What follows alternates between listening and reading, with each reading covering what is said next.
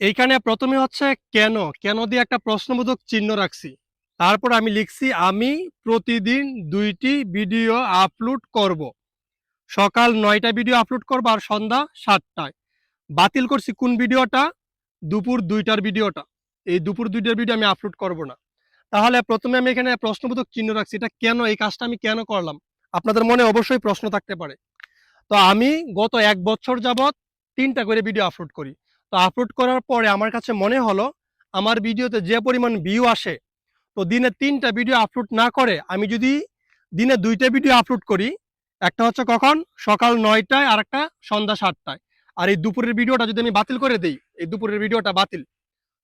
এই ২টা ভিডিও যদি প্রতিদিন আমি কি করি? আরো ভালোভাবে করতে পারি, সুন্দর প্লেজে করতে পারি, আরো সুন্দর টপিকস নিয়ে করতে পারি, তাহলে ২টা ভিডিওই যথেষ্ট।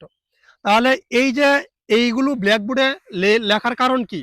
এইগুলো ব্ল্যাকবোর্ডে লেখার কারণ হচ্ছে আপনারা যারা ফেসবুকে ভিডিও তৈরি করেন, অনেক ক্রিয়েটর আছেন দিনে একদিনে কয়টা ভিডিও করেন? একদিনে ধরেন আপনি ৪টা ভিডিও আপলোড করতেছেন একদিনে। ৪টা ভিডিও আপলোড করতেছেন। এবং অনেক ক্রিয়েটর আছে একদিনে ধরেন একদিনে কয়টা ভিডিও আপলোড করছে? একটা ভিডিও আপলোড করতেছে। এখন ধরেন যে ব্যক্তি একদিনে ৪টা ভিডিও আপলোড করছে তার ভিউ হচ্ছে একেকটা ভিডিওতে ভিউ হচ্ছে ২,০০০। ধরুন ২,০০০ ভিউ। আর যে ব্যক্তি একদিনে একটা ভিডিও আপলোড করছে তার ভিডিওতে ধরেন মিলিয়ন ভিউ,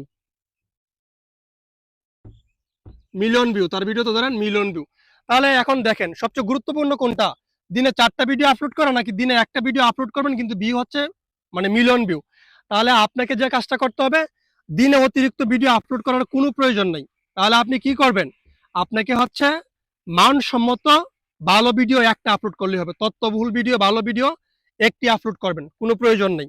তাহলে আপনাকে অবশ্যই ভিডিওর দিকে মনোযোগী দিতে হবে। অতিরিক্ত ভিডিও দেওয়ার প্রয়োজন নাই। আপনি ভালো ভিডিও আপলোড করেন একটা, ভালো ভিডিও ধরেন কি করেন?